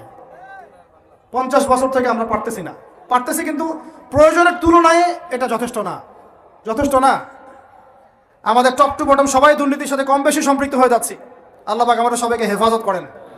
এগুলো অন্যের সম্পদ আত্মসাৎ করলে পরে আল্লাহ ইবাদত কবুল করবেন না। আল্লাহ পাক আমাদের সবাইকে সৎ হওয়ার তৌফিক দান করেন, সততা বজায় রাখার তৌফিক দান করেন। আর 3টা জাস্ট পয়েন্ট বলে শেষ করে দিব। 3 নম্বর পয়েন্ট হচ্ছে, আমাদের যুব সমাজকে নিয়ে সত্যিকার অর্থেই একটা কর্মমুখী পরিকল্পনা প্রণয়ন করতে হবে। আমাদের অন্যতম একটা সমস্যা হচ্ছে বেকারত্ব। সমাজের যুবকরা দেখেন না, যে জেনারেশনটা যুদ্ধ করেছিল আমাদের বাংলাদেশের মাটিতে, এই জেনারেশনটা কি তারা পারবে? ওদের কি সেই ফিটনেস আছে? ওদের সেই কি প্রশিক্ষণ আছে? ওদের কি সেই খাদ্যাভ্যাস আছে? ওদের কি সেই চেতনা আছে? আমি তো নিজেও ইংলিশ মিডিয়ামে পড়েছি। আমাদের ব্যাকগ্রাউন্ডে এমন অনেক স্টুডেন্ট ছিল যারা ভাষা দিবস, শহীদ দিবস নাম ওটা কবে সেটা বলতে পারে না। 7ই মার্চ কি হয়েছে তারা জানে না। 16 ডিসেম্বর কি দিবস ওরা জানে না। এরকম বহু আপনি স্কুল জরিপ করেন, বহু English medium, English version school আছে, ওরা জানে না এগুলো কি। ওরা এগুলো পড়ে না, জানে না। সংস্কৃতির কথা বলি, ভাষার কথা বলি, গৌরবের কথা বলি, এগুলো আমাদের গৌরবের জায়গা। কিন্তু আপনি দেখেন প্রত্যেক মোড়ে হিন্দি গান বাজতেছে, বাংলা গান কয়জন শুনতেছে? নজরুল নাই, হারাই গেল। নজরুলকে হারাই ফেললাম, জসিমউদ্দিনের কবিতা হারাই গেল, ডক্টর শহীদুল্লাহর কথাগুলো আস্তে আস্তে হারাই যাচ্ছে, আহমদ ছফা নাই। আমরা ওইসব জায়গায় কাদেরকে বসাচ্ছি? আমি কাউকে আঘাত করতে যাচ্ছি না, আমরা ওইসব জায়গায় কাদেরকে বসাচ্ছি দেখেন। একটা সময় ব্রিটিশ বিরোধী বিদ্রোহের সময় আমাদের বাপদাদারা হিন্দিতে, উর্দুতে পর্যন্ত কবিতা লিখে প্রতিবাদ করেছিলেন।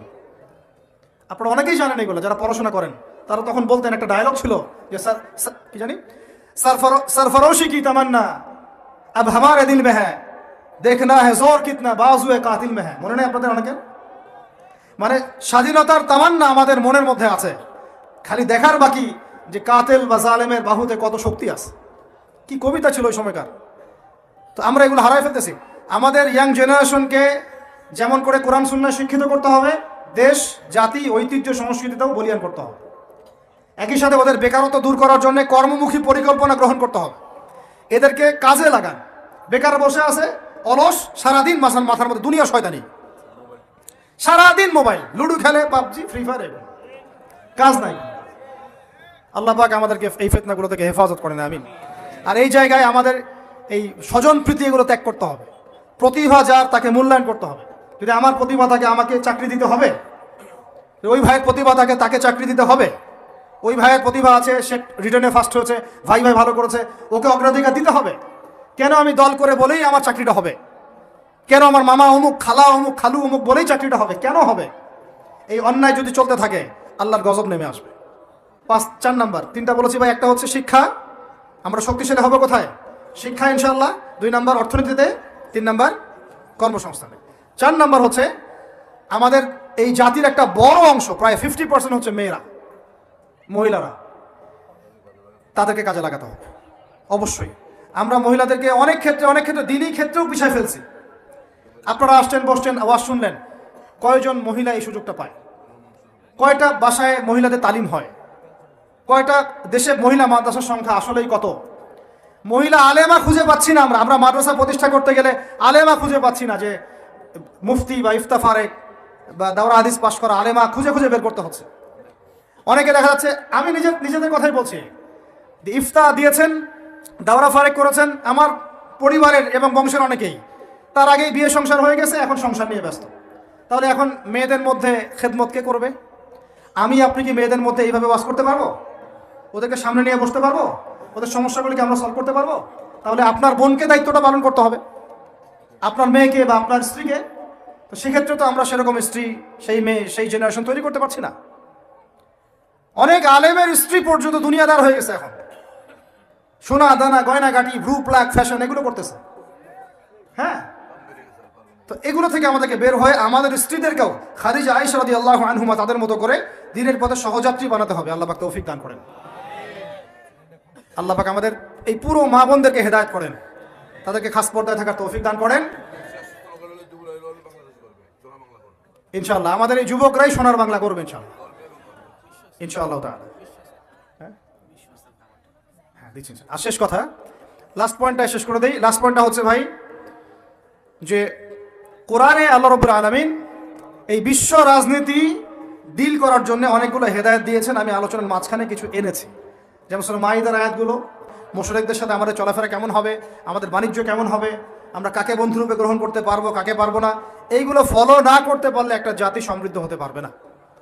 আল্লাহ রাব্বুল আলামিন আমাদেরকে শিক্ষা, অর্থনীতি, যুব সমাজের উন্নয়ন, নারী জাতির উন্নয়ন এবং বিশ্ব অর্থনীতিতে সর্বোচ্চ সাফল্য অর্জন করার তৌফিক দান করেন।